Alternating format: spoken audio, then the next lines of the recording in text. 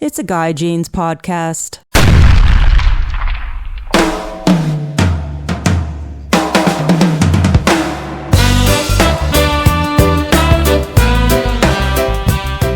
I recently had the pleasure of sitting down with members of the band Johnny Knows No One. And that's Johnny Rutherford, who plays the bass, Doug Johnson, who plays the drums, and Doug Zilmer on guitar. I asked them individually how they got into playing their instruments when they were younger, and why they keep playing music after all these years. We talk about how the band got started, bands that influenced them back in the day, and some modern bands that they listen to now. We talk about other legendary bands of the Ventura, California music scene, as well as the iconic music house, Charlie's by the Sea, and all the bands that came out of that club. If you've been to one of their shows, you probably left there dripping in sweat from dancing through their entire set of great songs from past memories. I know I have. This band brings smiles, happiness, and good times wherever they play, and you're sure to boogie down whenever they play. You can catch them playing this Wednesday, November 22nd, the night before Thanksgiving annual party at Tony's Pizzeria in Ventura at 6 p.m. And my band just happens to be playing the Stoneflys as well. This is my 88th episode of this podcast, and I feel so honored to be able to sit down and talk to gifted people that I normally would not get the time to get to know or talk to or even hear their amazing stories. And I want to thank you guys for listening and making it possible to do these podcasts. So sit back, drive, work, recreate, whatever you might be doing, and enjoy this podcast with my friends from the band Johnny Knows No One.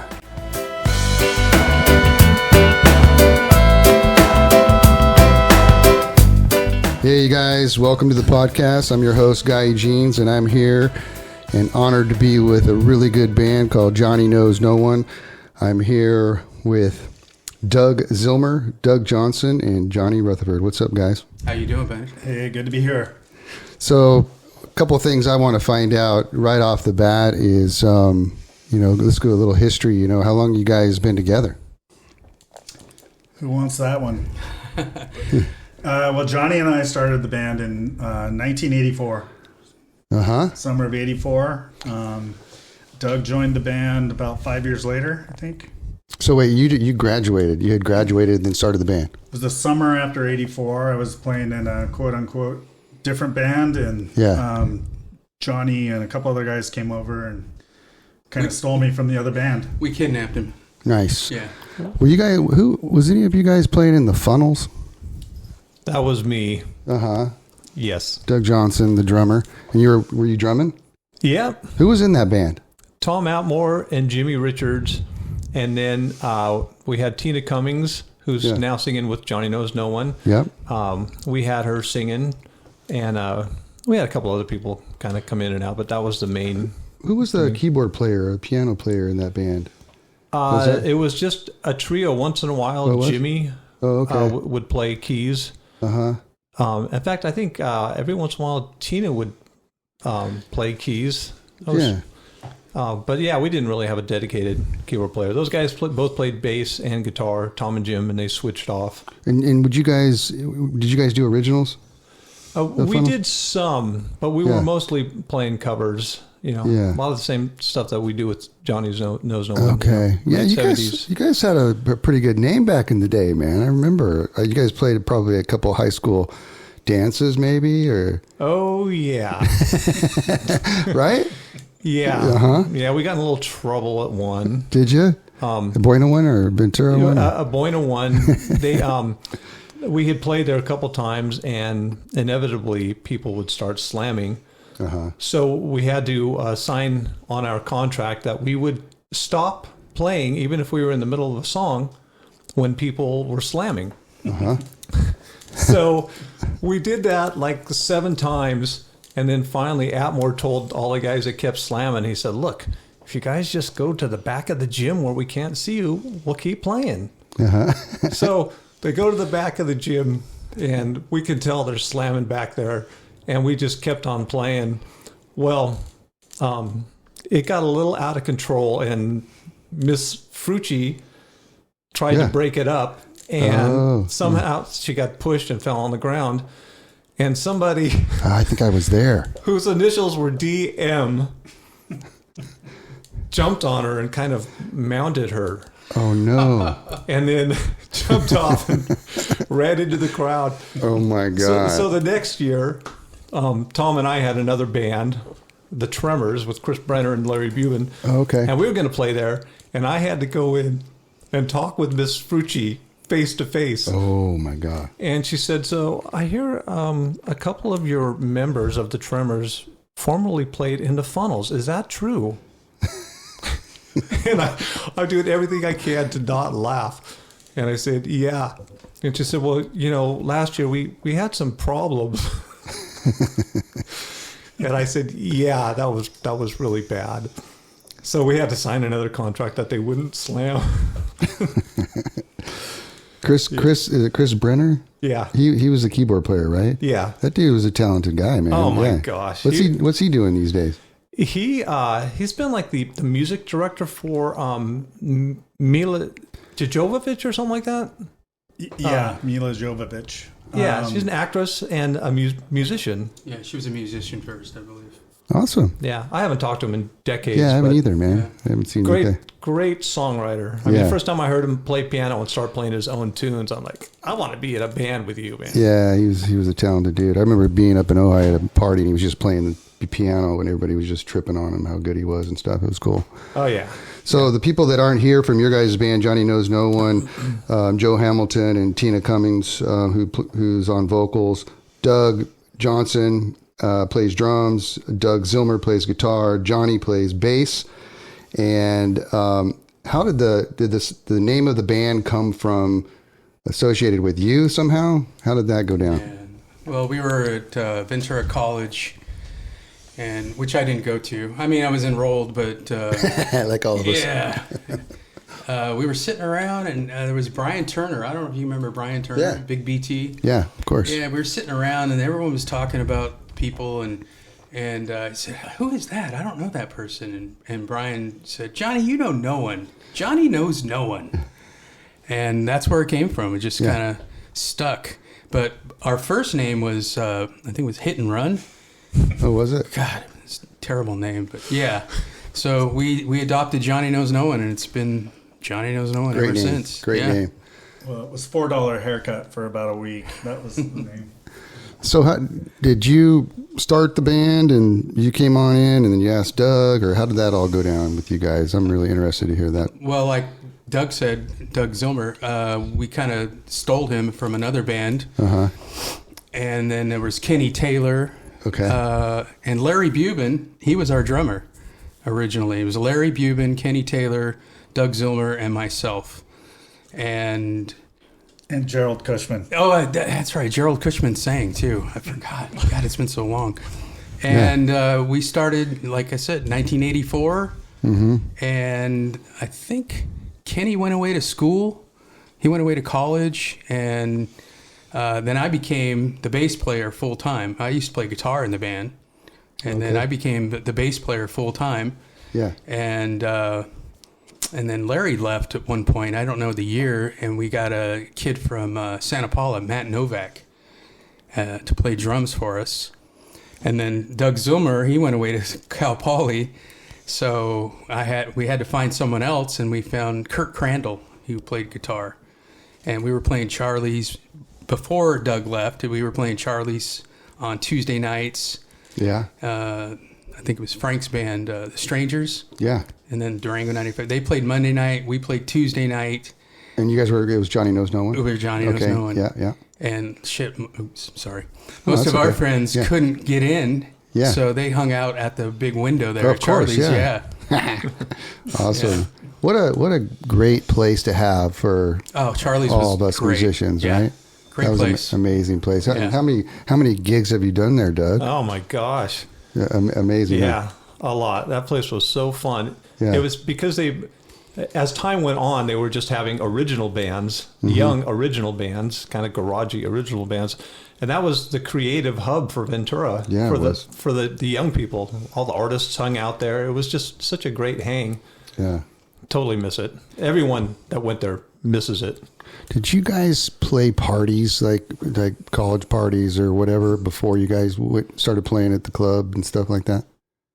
Is that how it went down? We used to play all parties like every weekend when we were all at BC, and just where were you guys playing at? Like in Ondalando and all over the place, wherever?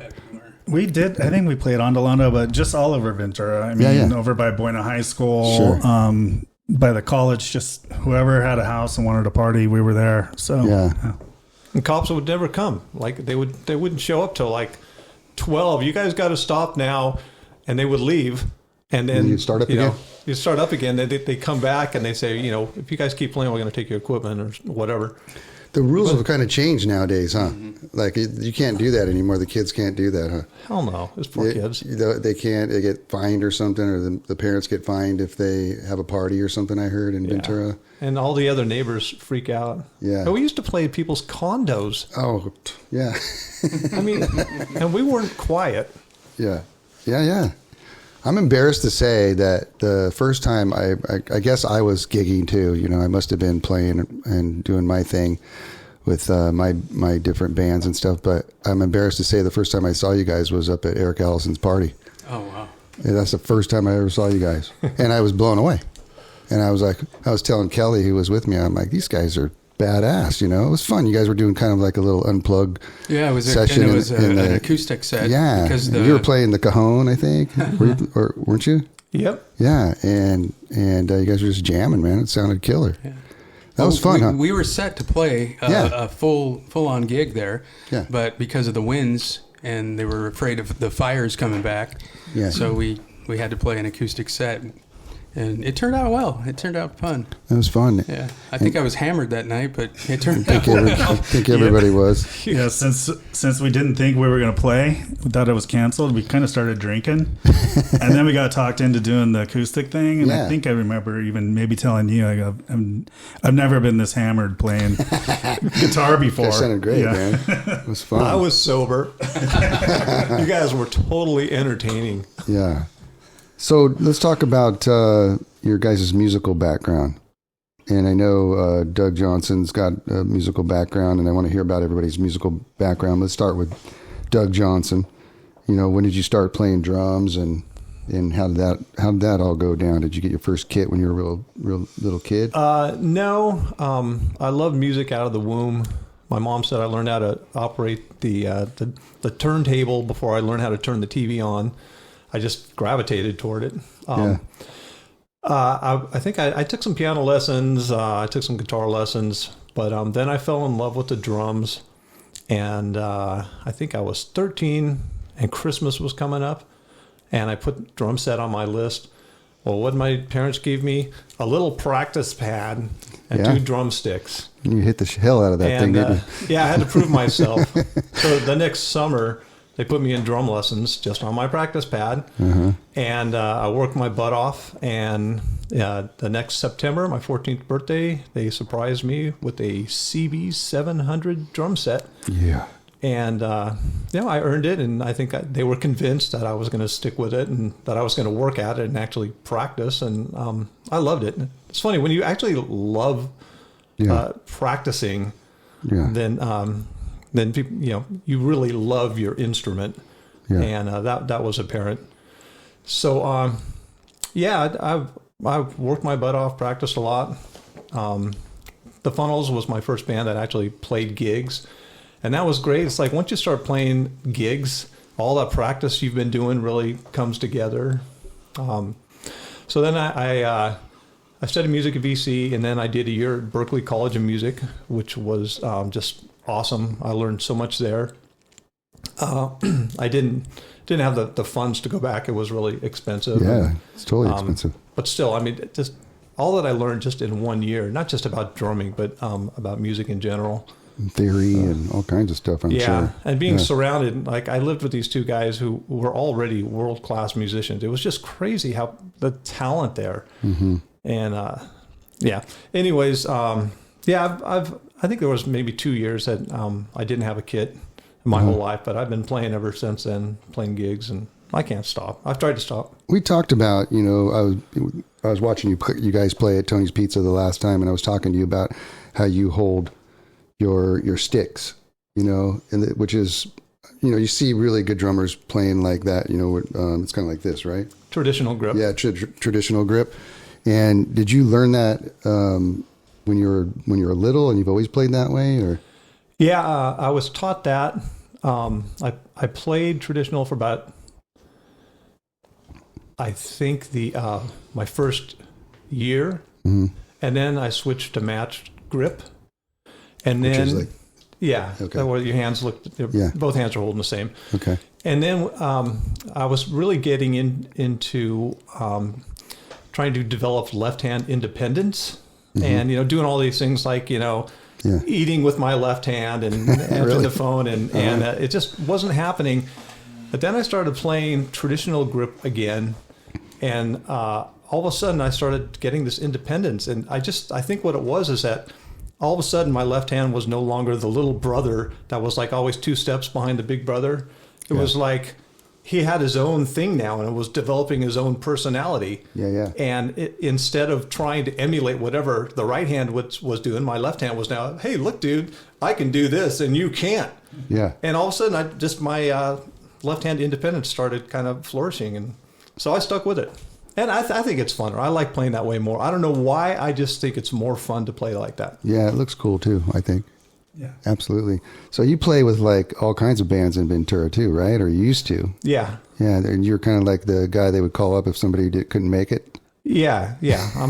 I'm pretty good at last minute situations. Dude, that's like kind of a, that gives you, it says a lot about, how good of a drummer you are if they're just calling you up and, putting you in there last minute, just to be able to figure that out like that fast, Yeah. Well, sometimes it works out well, especially with seasoned musicians who are used to doing that, as opposed to what I would call band musicians that only play in like their band and have to rehearse.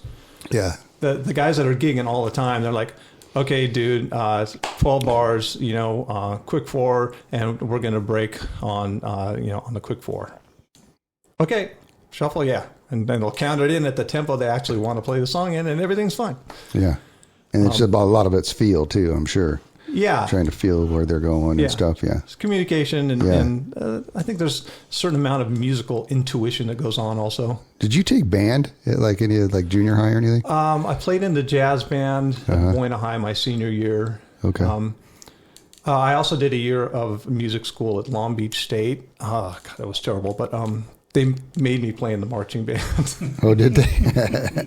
Did you guys take band at the junior highs or anything? Not at all. Oh man, there's this at Balboa, Mr. Barnum. I don't know if you guys ever met Mr. Barnum. I felt so bad for him, man. Like, he had to bring in all these kids that never had played instruments before, and he was like, okay, and everybody had their instruments, the oboes, the flutes, the saxophones, the tubas, the baritones, the drummers, on their little snare, the timpani players, okay, you guys, here we go. Ready? All right, 1, 2. It was like, and he would just put his hands on his ears, just like, oh my God. It was so bad. I felt so bad for him. I mean, you got to have some serious patience, for kids like that. He was the nicest guy too. He was, he lived man. down the street, and he always was walking up the street, super nice guy, Mr. Barnum. He was the organist at my church. Yeah. Oh, was he? Yeah, he was on it. He's a shredder, man. He could play every instrument. What did you do in band? I played. I started out on the oboe, and then I started playing the baritone, and then they bumped me up to the advanced band, and I was a little 7th grader up with the 9th graders. I was kind of tripping. The thing about the baritone is the ones at Balboa, they leaked.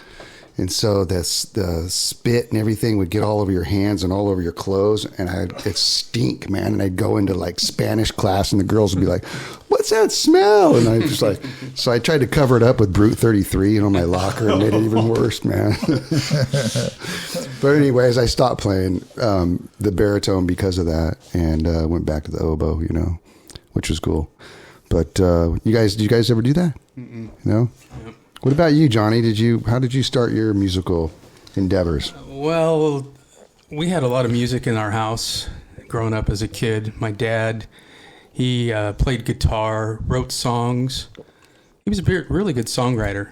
And I got a guitar, I think it was like 13, maybe 12. No, I think it was 13. And the only thing I wanted to do was learn how to play Stairway to Heaven. For sure, yeah. Yeah, that's the only thing I wanted to do. And I went to Heck Music and took lessons there. And once my parents, I played Stairway to Heaven to them, and they said, okay, this is costing way too much to learn one song, so you're done. No way. Yeah.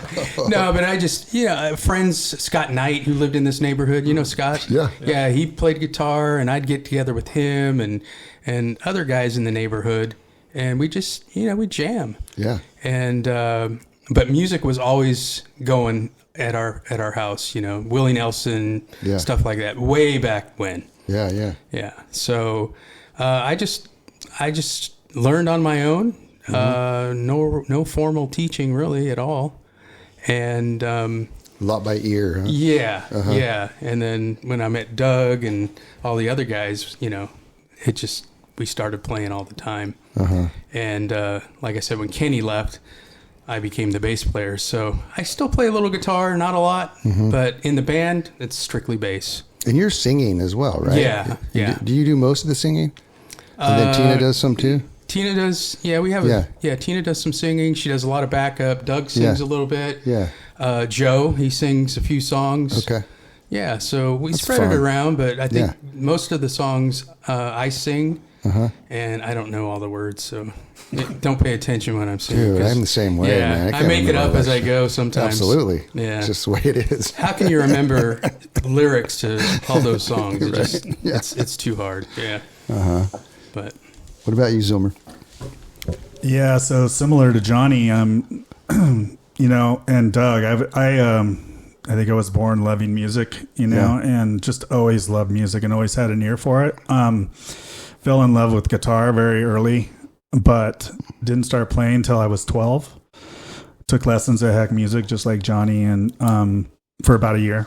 And then I'm like, okay, I'm good. I had a really good ear for picking out songs, so I'm good. I just want to go learn how to play songs, and so that's what I did. I just started picking songs out and just playing. Didn't play in a band at all until we started Johnny Knows No One in '84. But that's it. I mean, and I've never played in another band. It's always been, me and Johnny and Doug since 1989, Doug, I think. So something like that. Yeah. And Doug and I have known each other since we were like 5 or 6 years old. So we go way back. And Johnny and I since Balboa. So, but I just love music. I love any kind of music. Yeah. I love it. I'll listen to anything. I'll get something from everything. So it's, that's it. Just love playing guitar and learning songs. Let's talk about practice. Like when you guys were first individually, like how much would you guys practice? And was that like a dedication that you guys did like every day for a couple hours? Was it like just in your soul that you like, I'm going to get off work and I'm going to go play my guitar or whatever? Was it like one of those kind of deals, or were you inspired by other things? Start with you, Doug Johnson. I practiced a lot. I think I took 3.5 years of lessons straight when I first started. And I was diligent. I would practice an hour or two just about every day. And it wasn't long until I was playing in a band that was playing around a lot. So sometimes I'd be practicing and then rehearsing and then practicing and then gigging. Yeah. But I was diligent. So hours for many years, you think? Are you still doing that? Are you still practicing as much as you were? Or? Yeah, I'm working so much right now. I don't have the time, but so earlier I said I went to after Berkeley. A couple of years after that, I went to Long Beach State and I was in their music program, and that lasted about a year and 8 weeks before I just quit. And I came home and I was working little odd jobs here and there, but I was practicing 8 hours a day. Like 1 week I'd practice 8 hours a day, 4 days, and then 6 hours the last day. And then I would play gigs that weekend. And then the next week I would take a break. I would just practice 8 hours, 3 days in a row. And then the fourth day I would do 6 hours. And Yeah. I was hardcore for a long Yeah, time. yeah. What about you, Johnny?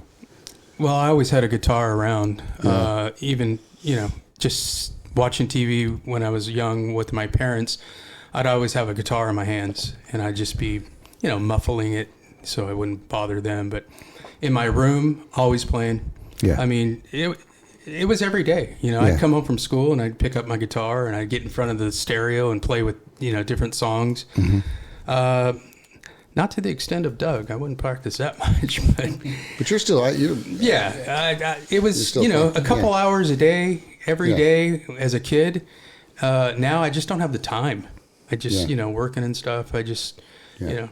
and I don't play guitar as much, and I don't play guitar in the band, so I'll pick up the bass, and then there's times where, like the last time we played Tony's, Yeah. what was that, 2 months ago? Yeah. I just picked up a guitar recently. I went Yeah. that much time without playing at all. Yeah. You pulled it off, man. Yeah. Yeah. That's But awesome. Always had a guitar in my hand as Yeah. a kid. For sure. Zilmer? Yeah, so back in the day, I used to play all the time. I would come home from school and I couldn't get enough.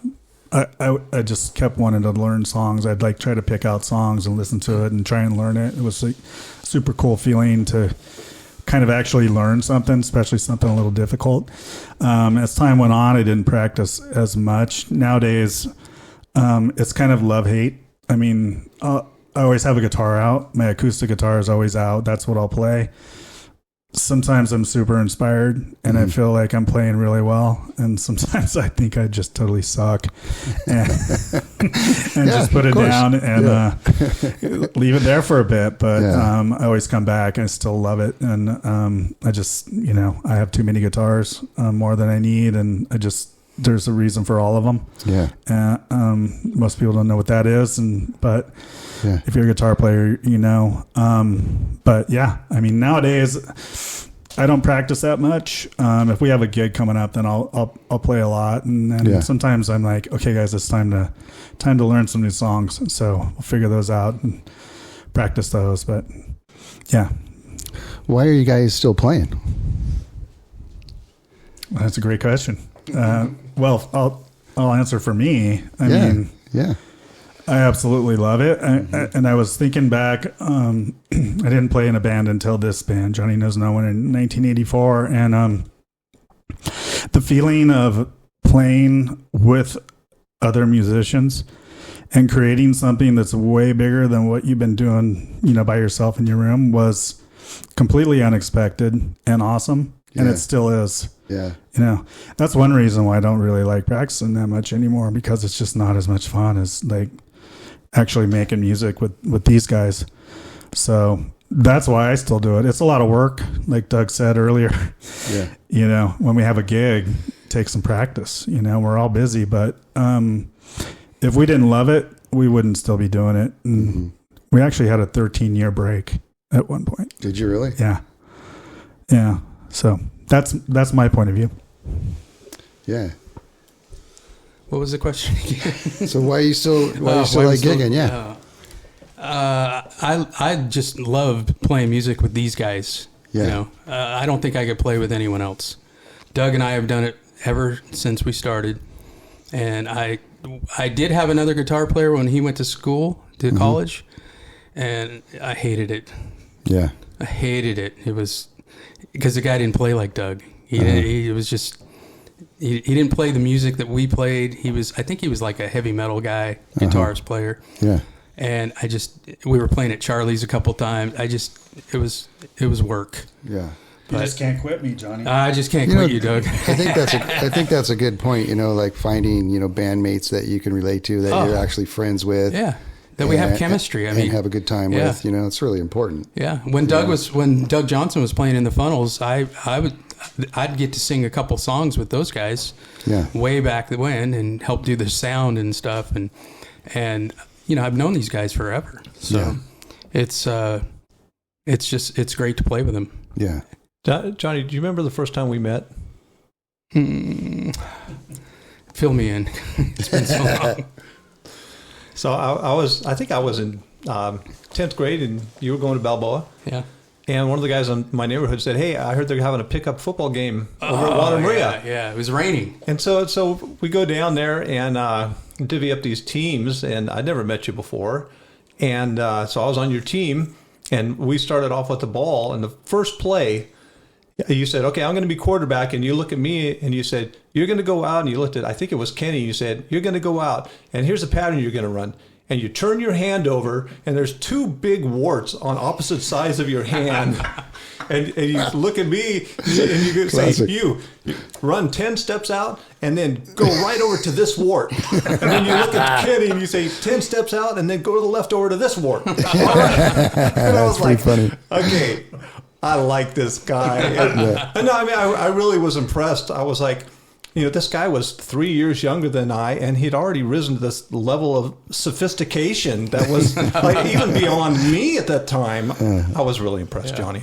Wow. How about that time when we collected all the Christmas trees in your station wagon? Oh, shoved 13 or 15 old Christmas trees in my station wagon. Yeah. What were you guys doing with those?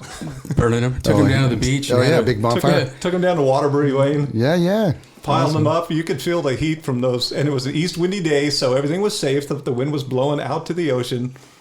Man, I mean, we were all standing 100 feet away. Yeah. It was, yeah. So why are you still gigging? I can't live without it. Yeah. I've tried to. I have to. Yeah. This band is always so fun to play because this is like my roots. I Sure. mean, I like playing all kinds of music. Yeah. But this band is just, the music is super fun, and we've all known each other for so long, and people dance. Yeah, people dig it. There's nothing It's better than pure playing fun. when people are dancing. It's just there's this thing, this energy that goes back and forth. Oh yeah. The people that are dancing, they're feeding off your energy, and it's this loop, and then their energy is coming back. It's just this one. I don't know. It's great. I think dancing is just so primitive for human beings and just connects us all. It's just so fun. I always look forward to it, and seeing all these friends of mine out there on the dance floor. Oh my God. It's so fun. All about that. The last time you guys played at Tony's was awesome, man. I was out there partying, dancing away with everybody. And it's also like a big reunion. Yes, everybody that's there, you're like, oh my God, I haven't seen them since high school or whatever it is. That's what we're hoping for. It's for Tony's. It's going to be raging next week, a week from tonight. Yeah. Hoping all these people come home and say, "Hey, it's like a high school reunion." For those that don't know, what kind of music are you guys playing? Johnny knows no one. I say late 70s, early 80s, new wave, Fast and Furious. Joe Jackson, Ramones. Yeah. Romantics, Plimsolls. Plimsolls, yeah. Pretenders, X. Blondie. It's like stuff you can dance to. It's like rock stuff that wasn't top 40 or whatever, but everyone kind of knows it, and it's just cool. It's not worn out. It's not worn out yet. The first time I heard Joe Jackson, it was at Elmhurst, and I was in 6th grade, and it was like the Look Sharp. And I was just like, oh my God, can you guys remember those days? Like when you first heard those songs or Elvis Costello, you guys do any Elvis Costello? Yeah. One. Yeah. Which one? Pump It Up? Mystery Dance. Oh, Mystery Dance. Just you guys remember that feeling of they don't make songs like that anymore, right? Nope. It was just such a breath of fresh air because it was so unrefined. Yeah. Do you remember when Devo came out? Oh my! I was like, I think I was like 7th or 8th grade at Balboa, and people were wearing those red hats, the planter hats or pots or whatever on their heads. Remember that? Yeah, freedom of choice, man, dude. And we were skateboard on ramps and stuff. It was a blast. Oh my God! They're still playing. Yeah, they're still. Yeah. What band do you guys remember that really changed your whole musical taste? You think? Back in the day? For me, there's a couple. I saw the Plimsolls. I don't think I could drive. I think Mark Goff took us down to LA and we saw the Plimsolls play. And then there's X. X is one of my favorite bands. They're still going, huh? Oh yeah. Yeah. The Blasters, X, Plimsolls. Dude, the Blasters played in Kernville. Really? Yeah, you can believe that. Wow. It was crazy, man. It was awesome. I couldn't believe it. They were playing at this blues fest. Go ahead. I didn't mean to interrupt you. Yeah, keep going. Yeah, that's it. Just bands like that, and I consider the stuff we play is, like Doug said, new wave, but stuff that you didn't hear on the radio. Yeah. Yeah. So, what about you, Doug? Doing some back in the day.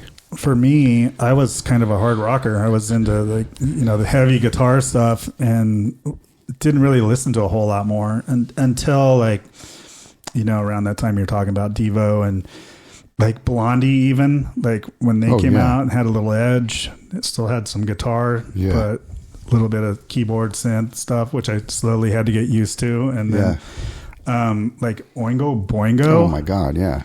And mind-boggling. Like Johnny said, the Plimsolls kind of rocked my world, and then Joe Jackson, and then Elvis Costello, just kind of like what is this? Good stuff, and the Clash. Oh, for sure. Another I just brought to my mind that blew my mind was AC/DC's Back in Black when that album first came out. It was like, oh my. I remember we were listening to it on an AM station in my mom's 69 Cutlass Oldsmobile going to school. And my mom, check this out. And she's all, that's horrible. It's like, it's so good, Mom. Back in Black. Oh, my gosh. What about you? Gosh, I wasn't into any of this music at all. Yeah. Before the Funnels became the Funnels, Tom Atmore and Jimmy Richards and I had like a more of a classic rock thing going. I think we called ourselves some terrible classic rock name like Spectrum or something like that. I love it. And so, we had actually played some gigs, and one day we were rehearsing on a Saturday, and I come over, and those guys said, hey, we're going to learn some new songs. I'm like, all right, let's listen to them. They said, no, you don't need to listen to them. Just go like this. And we learned 3 Ramones songs, and I never even listened to them.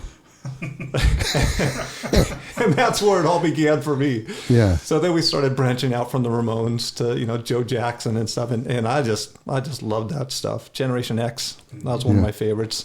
Yeah. But you're talking about AC/DC. I got to tell you a good story. Yeah. So I went to Trinity Lutheran Church here in town that my grandfather built, and I played in the choir, and one day, I think we played at the church service, and then we were supposed to play both church services. So in between church services, we would have, Sunday school for high school people, and the youth pastor, Dave Milligan, who was the music director, had told us beforehand, I got a really special talk for you guys. We're going to listen to Bob Dylan's song. What's that song? You're going to have to serve someone. You're going to have to serve someone. And he was like so stoked about this talk he was going to give us. Well, Kirk Paulson and Ricky Hahn snuck up in that room and put an AC/DC song in and queued it up to the right spot. So we go up there to have the little mini sermon. And Dave Milligan's talking about it. And finally says, all right, I just want you to close your eyes and listen to this. He hits play and he goes, I'm on the highway to hell. Yeah. Just blew the whole sermon. Yeah. Yeah, that stuff was so great. Those riffs, oh my gosh. Right? Just amazing. Riffs. Yeah. The art of riffs. What about these days? Do you guys have any bands that you guys are liking that are out there that you're listening to or anything that blows your mind, or you guys go, not really? Or for me, there's like, I don't really follow much new stuff, so I can't say that there's any like new bands out there that blow me away, but I really like this band called Blackberry Smoke. Yeah. They're kind of a southern country rock kind of thing, and they tear it up. I've seen them live several times, and they're just so good. Charlie Starr is their guitar player. He's super good, but it's a little obscure, but that's kind of what I dig right now. Oh, cool. Johnny, anything? I've been listening to it's a Jelly Roll station in my truck, so I like Jelly Roll. He's new. I like him. On that station, you get to hear Post Malone. There's some songs of his I like. Is there? Yeah. Okay, cool. Just totally different music than I'm used to. Yeah. So I'm just opening up my brain. For sure. Yeah. Absolutely. But nothing really comes out I still listen to all the old stuff. Yeah. What about you, Doug? Yeah. I listen to, what's the Sound? Is that what they're calling it? 89.9? I don't know. Oh, I don't know. It's a college station, but they're always playing different stuff. Part of the problem for me now is that my brain's too full. I don't remember band names anymore or names of songs. Right. But yeah, there's so much new good music, and I kind of like the direction a lot of it's going right now because a lot of it's just getting back to basics, and it's really organic and not overproduced anymore. Just really raw, which I like. I like this band Mount Joy. They've got this song Lemon Tree. It's killer, and the videos just. Anyways, there's definitely a lot of really good new music out there. Yeah. It takes a little more work. The radio doesn't play it anymore. Is there any bands out there like locally that you could suggest for folks to go listen to that you like? Shaky Feeling, if you like jam music. Yeah. I love Shaky Feeling. Yeah, absolutely. The Stoneflys. Oh, thanks, buddy. Right on. I can't wait to hear you guys. That'll be fun, man. Yeah. So if people listening out there, we're playing next Wednesday, the 22nd, at Tony's Pizza. Both of our bands are playing, which is going to be amazing. Talk about a reunion. And it's from 6 to 10, right? Yeah. And come on out and definitely check that out. I wanted to tell you guys, I recently went and saw Foreigner. Oh my God. Unbelievable, man. Really? Yeah. I mean, I think there's like one guy that's original in the band or whatever, but we were blown away. We saw him at the casino up in San Ynez, the Chumash Casino. Unbelievable, man. They were so good. It was crazy. He's all, you guys remember when you guys used to stand up for a concert? And people were coming in rockers. Oh, sure. Yeah, it was pretty funny, man. Yeah, I saw them recently too. Yeah, I saw them about 4 years ago. Yeah. But actually, Foreigner was my very, very first concert ever back in the day. Head Games tour. Yeah. Oh, man. So, but they still kill it. Yeah, totally. I recently went and saw, which was crazy, down in Los Angeles, this little tiny theater, the Zombies. Oh, and I was blown away. Like Rod Arden's one of my keyboard idols, and so I was actually right there. We could see him play and stuff. He's an old dude now. He's in his 80s or something. But they sounded killer too, man. Still doing it, man. 80 years old. That's how we're going to be, right? I hope so. Yeah. Did they play the old Argent songs too, or just the zombie stuff? I think it was just all Zombies. There was a couple songs I didn't recognize. They probably could have been his, Yeah. But pretty cool stuff. What about Joe, your guys' keyboard player? What's his history? Since he's not here and you guys can talk for him. Oh gosh. Hey, yeah. I've known Joe forever. We played soccer together. Okay. Joe used to play at Charlie's. Who do you play with? He used to play with Plato's Cat. Oh, okay. I think he probably did some happy hours there also. Okay. Joe and I had a band for a while, around 2000, called None More One. Uh-huh. And just doing Joe's originals. He's a great songwriter. He's a great singer. Mm-hmm. He's also a great songwriter. I think we became musical friends because when I was junior at Buena, I played with Frank Barajas at his senior year talent show. Oh, really? And Joe was playing, not with our band, but he was just doing some solo thing on the keyboard, and so we kind of reconnected then, and then we'd see each other over at Charlie's all the time. Thank you. He's a great musician, but I think he's playing with Frank at Boatyard tonight, right now. Oh, is he really? Uh-huh. Yeah. Well, he played in The Strangers with Frank too, way back when, 1984. Right. Yeah. They used to play every Monday night at Charlie's. Tuesday. You know what's crazy is my old band Lion Eyes, a very similar kind of situation with like what you guys had. Was we're not very good musicians, and we basically learned how to play our instruments in Charlie's. We'd play like in living rooms, at house parties and stuff, and we'd have a nice lots of people would come and stuff. We'd have a nice following, and then we were horrible. We didn't know what we were really doing, just kind of learning our instruments and stuff. And we'd play at Charlie's and we'd bring a crowd and the owner would be, hey, can you play here again? It's out of, how lucky is that, right? To be able to do something like that, right? Yep. And I feel bad because there's so many bands. You're talking about Plato's Cat and Frozen Beer. Watch out. Oh, yeah. This one's going out, too. But all these different bands I've heard of but have never seen play.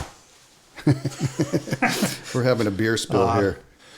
Yeah, Guy, I've spent a lot of time playing with your old bass player, Bruce. Oh, yeah, I know. You told me, yeah. We had that band, The Strength, way back when they used to play Charlie's. Yes. But we used to just sit in a garage together, just Bruce and I and Tim Carroll, just jamming. Those guys, that's how I learned how to just jam, jam as a band as opposed to, being able to improvise on your own. I miss Bruce. I miss playing with him. Great bass player. Yeah, he's amazing. And he and I just have this, this weird connection. Yeah. But yeah, man. Yeah, you guys got him in the band. Yeah. And you guys just went off. Well, he was always talking about the strength. Strength, right? Yeah. Yeah. The strength and the extra strength horn section. Yeah. And was Brian playing in that? Yeah, Brian was in there. Oh, he was? Yeah. Well, I guess there's hope for me after all. And Bobby. Oh, yeah. So, yeah. So, because I all these different bands, man, I heard of and, playing at Charlie's, like, all these different Santa Barbara bands. I did get to see like Spencer play, the other band from Santa Barbara, Toad the Wet Sprocket. Toad the Wet Sprocket come down there. Big Bad Voodoo Daddy used to play there. Yeah, Bad Voodoo Daddy. I think I saw them the first night they played. It was just three of them. It was Russ, Scotty, and Kurt. Yeah. They had their voodoo faces on. And there's some great rock bands. John Lombardo's band. Oh, yeah. Something for nothing. Yeah. And their alter ego, Night Diamond. Yeah. Right. I mean, the talent there too was unbelievable. I-Rails. They were my favorite all time. Favorite Charlie's band, I-Rails. Yeah. They were amazing. Yeah. See, I never got to see them because we were always playing somewhere, I think. Yeah. Did they have a night there, I-Rails? Yeah. Or they play like on Saturday? They just played randomly, but they were always brought them in. Oh, yeah. They were super fun to dance to. Yeah. Where else did you guys play in Ventura? Like what clubs? Did you guys play Garfield's? Did you guys ever play that place? We played McGinty's when that was around. Yeah. I think we were the only ones to play McGinty's. So McGinty's, is that like off of, is that by the government center? Yeah. Well, it's over by Trader Joe's. Oh, Trader Joe's. Yeah. Okay, yeah. And then in the corner there? Was that McGinty's? Yeah. Okay, cool. And we played the Victoria Pub. Oh, yeah. Coach's Corner. Oh, Coach's Corner, yeah. Where's that? It's where next to 31 Flavors on Main Street. It's now I think Mongolian restaurant. Oh, yeah. Yeah. Yeah. What's the craziest thing that's ever happened to you guys while you were playing? Any crazy stories? Well, for Johnny and I, this was, I think, before Doug was in the band. We were playing his sister's wedding. And we were just supposed to play after, we play what we play. Well, someone forgot to bring the first dance tape. I don't remember who it was. And so they're like, hey, we don't have anything for them to dance to. Can you guys play a slow song? And we're like, no. we don't know any of those. Uh-oh. So it's like, oh crap, what are we going to do?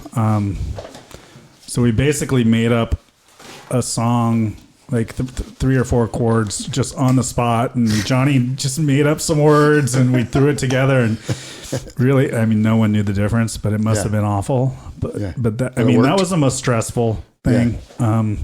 I don't know about anything crazy though. Maybe you guys play, did you ever play Who songs?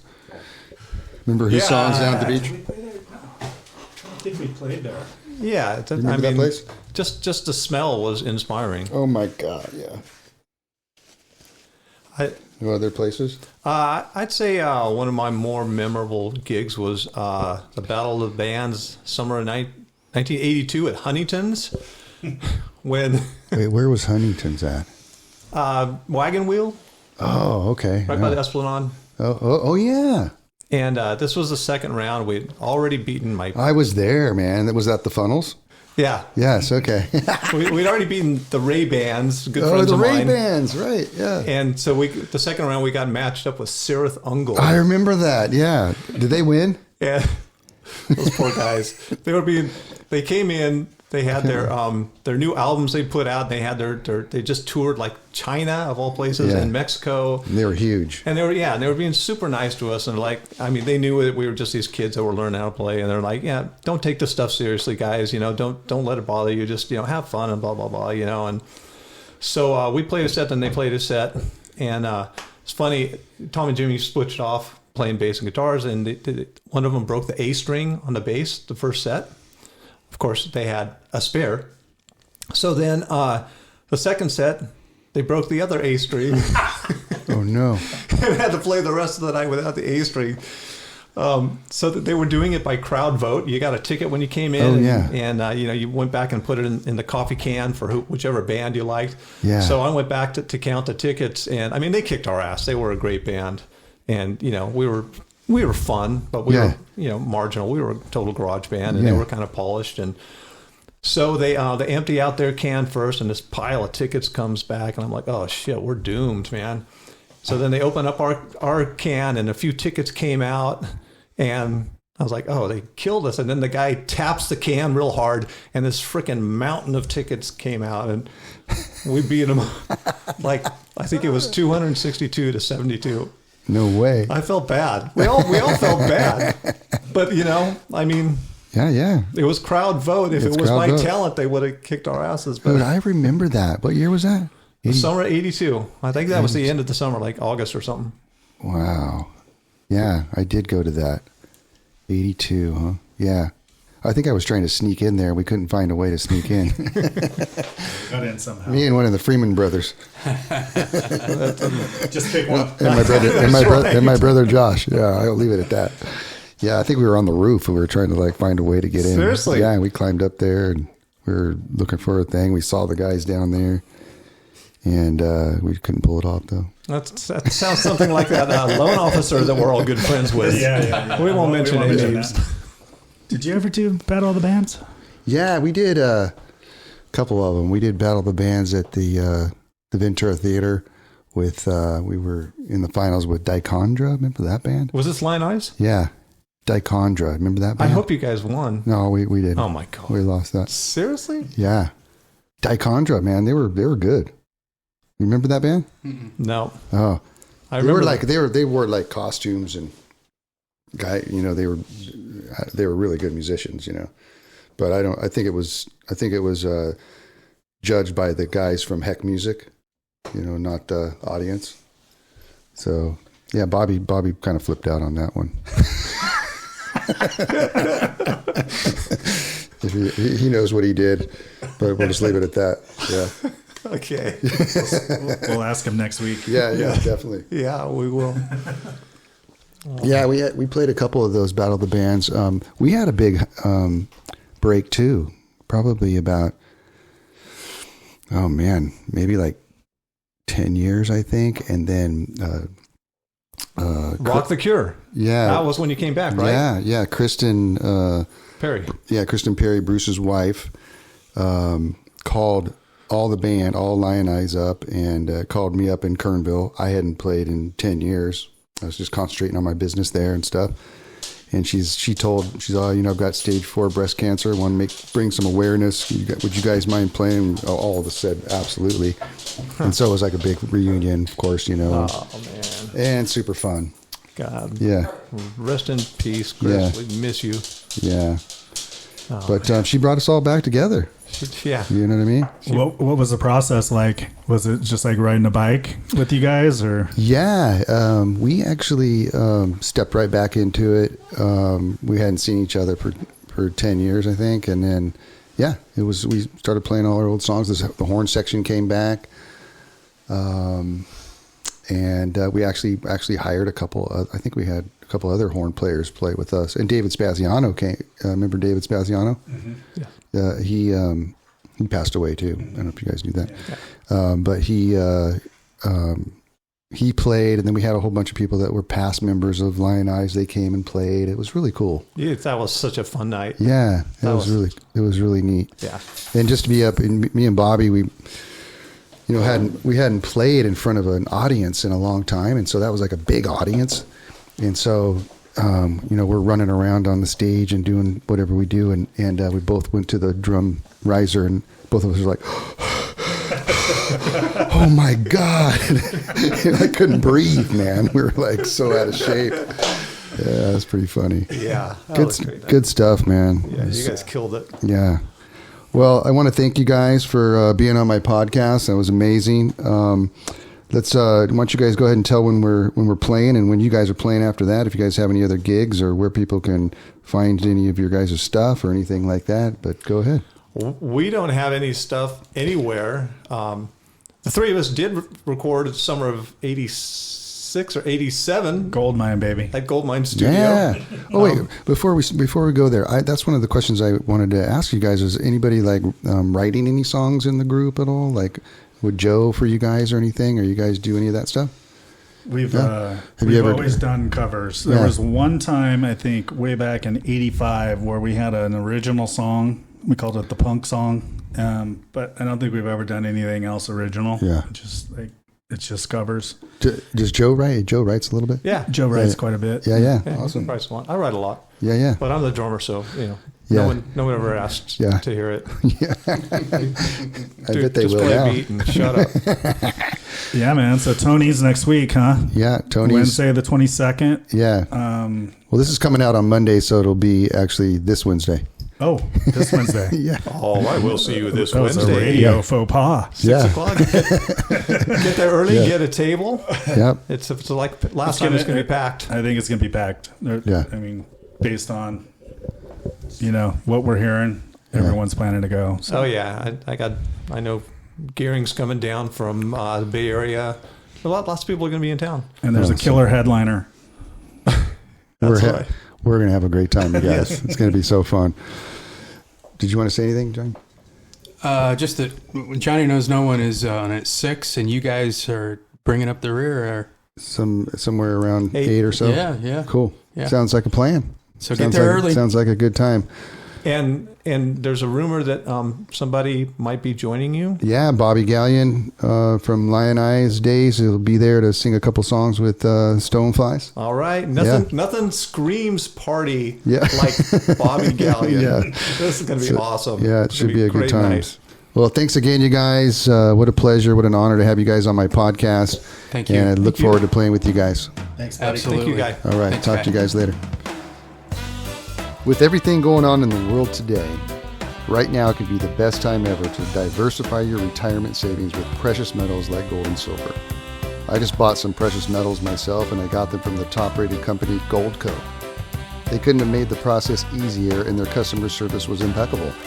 Goldco has helped thousands of people just like you and me place over $2.5 billion in gold and silver. They're rated A+ by Better Business Bureau.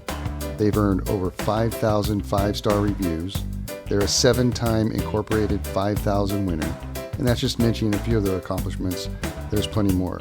Right now, for my listeners, they're offering up to $10,000 in bonus silver. You heard that right, up to $10,000 in bonus silver, but only while supplies last. Go to goldco.com/guy to learn more. That's goldco.com/guy. Diversify your savings with gold and silver today at goldco.com/guy. It's a Guy Jeans podcast.